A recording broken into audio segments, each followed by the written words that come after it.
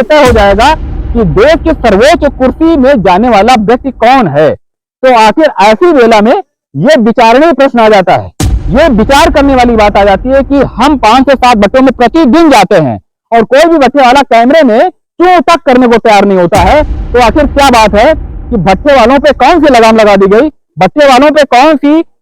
सा टेप लगा दिया गया, उनका मुंह सी दिया गया। तो आखिरकार ये विभाग के जो अधिकारी हैं ये कितने हिपोक्रेट्स बने हुए हैं और एक न एक दिन पब्लिक को इन सारी चीजों का जो उत्तरदायी पदों पर बैठने वाले लोग हैं उनको जवाब देना ही होगा। दोस्तों जय हिंद, ये कानपुर देहात है और हमें इस आइडेंटिटी की भी आवश्यकता नहीं है कि इन दिस टाइम हम वर्तमान में किस उत्तर प्रदेश के कौन से जनपद में हैं, ये भी मायने नहीं रखता है। जबकि हम ईंट भट्टों के संदर्भ में, जैसा कि आप लोग देख भी रहे हैं, ईंट भट्टों के संदर्भ में कुछ हम कंटेंट बना रहे हैं। आपने पिछला कंटेंट देखा, उसमें ये देखा कि ईंट भट्टे में ईंट का जो निर्माण होता है उसमें किस तरह की विसंगतियां हैं और ईंट के निर्माण की प्रक्रिया के दौरान जो ईंट बनाने वाले हैं या जो ईंट भट्टे का संचालन करने वाले लोग हैं उनको किन किन दुरूह स्थितियों का सामना करना पड़ता है। तो ये तो बिजनेस की बात रही। अब ये देखते हैं कि इस तरह से, जैसे कि एक ये भट्टा देख रहे हैं, ये भी FCBT के पद्धति से यानी कि परंपरागत तकनीक से चलने वाला भट्टा है। और कानपुर देहात के संदर्भ में यदि बात करें तो कोई स्पेस नहीं रह जाता है, न ही कोई ये आवश्यकता है कि कानपुर देहात में इस तरह के कितने भट्टे हैं और किनके कौन कौन से लोग हैं जिनके इस तरह की पुरानी तकनीक पर आधारित भट्टे अभी भी चल रहे हैं। क्यों? उत्तर प्रदेश के संदर्भ में CPCB का एक आंकड़ा कहता है, जो फरवरी 2023 में एक आंकड़ा जारी हुआ, जिसके अनुसार उत्तर प्रदेश में 19,718 भट्टे संचालित हैं। या इंडिया राष्ट्रीय स्तर पर देखा जाए तो 1,40,000 से भी अधिक भट्टे जो है वो इस तरह से संचालित हैं। और इन भट्टों में राष्ट्रीय स्तर की बात की जाए या स्टेट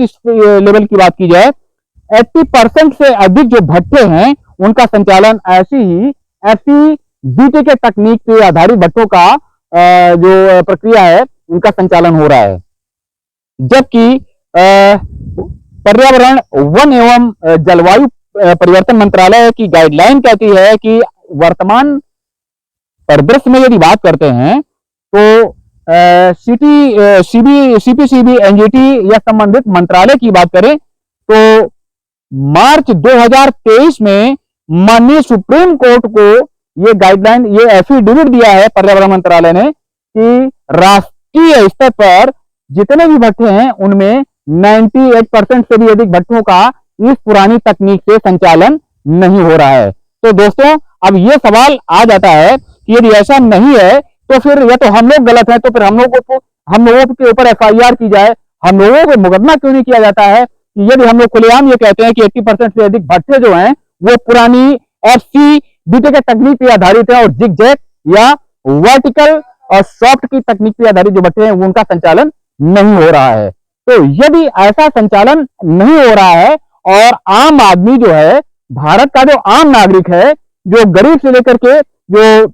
गलियों में घूमता है, जिसकी दिनचर्या जो है वो अपनी दिहाड़ी, अपनी जीविका चलाने तक की सीमित है, तो उसके प्राणों की रक्षा, उसके जानमाल की सुरक्षा की रिस्पॉन्सिबिलिटी जो है, जिम्मेदारी जो है, वो क्या शासन स्तर पर सरकारों की नहीं रह जाती है? या जो मंत्री जी बैठे हुए हैं पर्यावरण मंत्रालय में, मंत्री जी बैठे हुए हैं और सारे के सारे हिपोक्रेट्स अधिकारी बैठे हुए हैं, वो सब यूं ही मलाई खाते रहेंगे और आम जनता जो है वो इस तरह से जो प्रदूषण होता है, चाहे वो भट्टे हों, चाहे वो केमिकल प्लांट हों, अभी दूसरा हमारा कंटेंट केमिकल प्लांट के पास में जाकर के होगा और उसमें भी आप देखेंगे कि आम आदमी के जीवन के साथ में ये सरकारें किसी भी राजनीतिक दल की हों या शासन स्तर पर जो भी ब्यूरोक्रेसी बैठती है, उनको आम आदमी के जीवन की कोई भी परवाह नहीं रहती है। अब हम ये कह देते हैं कि जैसे भट्टों का संचालन है तो इसके लिए गैर जिम्मेदारी वाला जो कार्य होता है, जो मानकों का पालन नहीं होता है, तो ये भट्टे वाले भाई जो होते हैं, ये जिनके भट्टे होते हैं ये जिम्मेदार हैं,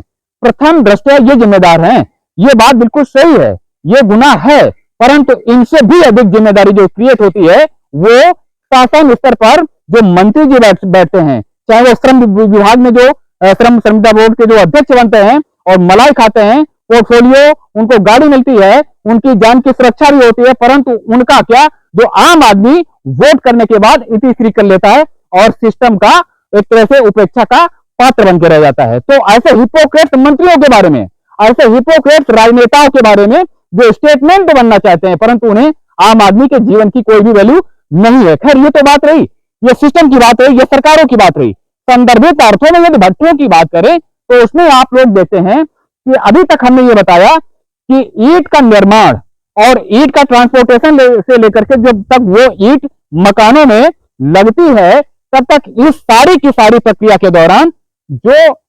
भट्ठे होते हैं और इस पूरी की पूरी प्रक्रिया में जो भट्ठा का उद्योग है, ये किस तरह से रसातल में जा रहा है और इसकी जिम्मेदारी किसकी है। सबसे बड़ा प्रश्न तो ये बन जाता है कि इसकी रिस्पॉन्सिबिलिटी किसकी क्रिएट होती है। एक तो जो ये ईंट बनता है, इसमें बहुत सारी विसंगतियां, कहते हैं गाइडलाइन का यदि अध्ययन करते हैं तो बहुत सारी विसंगतियां इसमें आती हैं कि ईंट का निर्माण जिस तरह से होता है, जैसे कि मिट्टी में नमक मिलाने की बात आती है, या और भी बहुत सारी बातें आती हैं, जैसे कि मृदा जो एक तरह से प्रदूषण होता है, पर्यावरणीय दृष्टिकोण से जो भूमि का क्षरण होता है और उपजाऊ भूमि का, बहुत सारी बातें आती हैं जो कि मानकों के अंतर्गत ये सारा का सारा उल्लेख निहित होता है। तो सबसे बड़ी चीज ये रह जाती है कि इस तरह के जो भट्ठे का संचालन करने वाले लोग होते हैं और ऐसे जो गरीब मजदूर, ऐसे एक भट्ठे में करीब करीब कहते हैं कि 200 से लेकर के 250, 250 लोग प्रत्यक्ष रूप से इसमें जुड़े होते हैं। तो आखिर राष्ट्रीय स्तर पर जो एक आंकड़ा आता है सीबीसीबी का कि इस भट्ठे के उद्योग से लगभग 10 मिलियन से ज्यादा लोग जुड़े होते हैं, तो उनकी रोजगार का क्या। ऐसे उद्योगों को यदि बंद भी कर देते हैं तो सबसे बड़ी चीज यही आती है कि इससे जुड़े हुए जो प्रत्यक्ष या कहते हैं कि डायरेक्ट या इनडायरेक्ट वे में जो 10 मिलियन से अधिक लोग जो ऐसे जीविका से जुड़े हुए हैं, उनकी जीविका का क्या। क्या सरकार के पास ऐसा पॉइंट ऑफ व्यू है, क्या सरकार के पास ऐसी कोई प्लानिंग है जैसे कि ऐसे भट्ठों का निर्माण, ऐसे भट्ठों का संचालन या जो भट्ठे का जो उद्योग है इससे जुड़े हुए लोग हैं, उनकी जीविका भी बंद न हो और इस तरह से जो पर्यावरणीय दृष्टिकोण से वायु प्रदूषण के हिसाब से देखते हैं कि ये जो CO2 और मीथेन गैस का और सल्फर डाइऑक्साइड का या बहुत सारे ऐसे पार्टिकुलेट जो मैटर होते हैं 2.5, उनके हिसाब से बहुत बड़ा पर्यावरणीय क्षरण हो रहा है। तो ऐसे में क्या पूरी की पूरी जिम्मेदारी इन भट्ठों वालों की होगी। भट्ठे वालों की रिस्पॉन्सिबिलिटी तय है, भट्ठे वाले रिस्पॉन्सिबल हो सकते हैं नहीं हैं, परंतु जो सिस्टम में बैठे हुए अधिकारी हैं, जो क्षेत्रीय लेवल पे जो एनजीटी के अधिकारी बैठते हैं, जो क्षेत्रीय यानी कि लोकल स्तर पर, स्थानीय स्तर पर जो सीपीसीबी के अधिकारी बैठे हैं, वो क्या मोटी मलाई और धन की उगाही ही करते रहेंगे। आखिर क्या बात है कि हम प्रतिदिन 5 से 6 भट्ठों में जाते हैं और कोई भी भट्ठे वाले जो होते हैं वो कैमरे पे बोलने को तैयार नहीं होते हैं। तो माननीय मंत्री जी से लेकर के इलेक्शन का वोटिंग अभी खुल रही है और उसमें मतगणना हो रही है, कल ये तय हो जाएगा कि देश की सर्वोच्च कुर्सी में जाने वाला व्यक्ति कौन है। तो आखिर ऐसी वेला में ये विचारणीय प्रश्न आ जाता है, ये विचार करने वाली बात आ जाती है कि हम 5 से 7 भट्टों में प्रतिदिन जाते हैं और कोई भी भट्टे वाला कैमरे में क्यों तक करने को तैयार नहीं होता है। तो आखिर क्या बात है कि भट्टे वालों पे कौन सी लगाम लगा दी गई, भट्टे वालों पे कौन सा टेप लगा दिया गया, उनका मुंह सी दिया गया। तो आखिरकार ये विभाग के जो अधिकारी हैं ये कितने हिपोक्रेट्स बने हुए हैं और एक न एक दिन पब्लिक को इन सारी चीजों का जो उत्तरदायी पदों पर बैठने वाले लोग हैं उनको जवाब देना ही होगा कि ऐसा जो आम आदमी के साथ में जो खिलवाड़ होता है, कहते हैं कि ये वायु प्रदूषण है जिसका खुलेआम इस तरह से उल्लंघन होता है। तो और भी चीजें देखिए कि यदि ये वायु प्रदूषण हो रहा है तो डीएमजे की एक रिपोर्ट बताती है कि 2022 में चाइना में 24 लाख से अधिक लोग मरे और इंडिया में यानी कि भारत में भी 21,80,000 से भी अधिक लोग मरे। तो इसमें ये सारा का सारा जो पुलिंदा है वो किसके सर मढ़ा जाएगा और ये सुधार की जो घंटी है ये किसके गले में बांधी जाएगी, भट्टे वालों के गले में बांधी जाएगी या जो जिम्मेदार अथॉरिटीज हैं उनके गले में बांधी जाएगी। अव्वल तो ये है कि सबसे बड़ी जिम्मेदारी जो बैठे हुए जो हिपोक्रेट्स अधिकारी हैं, चाहे वो सीपीसीबी हो, जिला प्रशासन हो, खनिज विभाग यानी कि माइनिंग डिपार्टमेंट हो, सारे के सारे विभाग खाओ टाइप के अधिकारी बैठे हुए हैं और अपना पेट फुला रहे हैं, मलाई खाते हैं वो। तो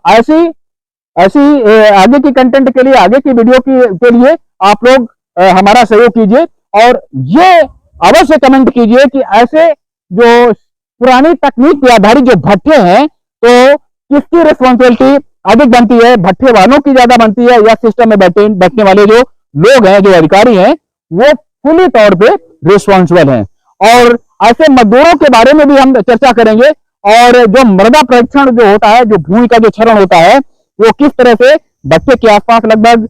1.5 किलोमीटर तक की जो जमीन होती है वो कैसे उपजाऊ भूमि बंजर में तब्दील हो जाती है। इन सारे विषयों पे कंटेंट बनाएंगे, सारे विषयों का विश्लेषण जो होगा, सब कुछ एक्सप्लोर होगा। और आप लोग देखते रहिए और जुड़े रहिए अविनाश वाजपेयी ऑफिशियल। तो जय हिंद।